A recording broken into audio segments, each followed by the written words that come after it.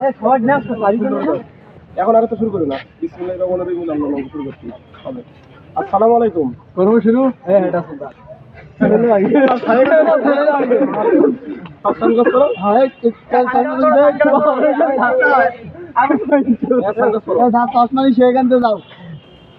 আসসালামু আলাইকুম, সবাই কেমন আছেন?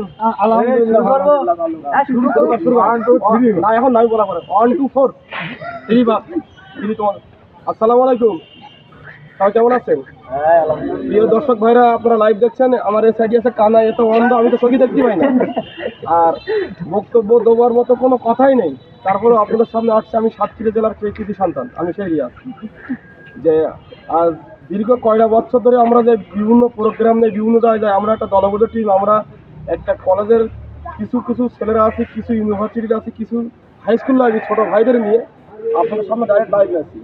আর আমাদের ভিডিও পরিচালনা আছেন আমাদের ইসমাইল আছেন, এসআই মিজানুর ভাই আছেন, এবং সবুজ আছেন, নীলয় আছেন, সবাই আছি।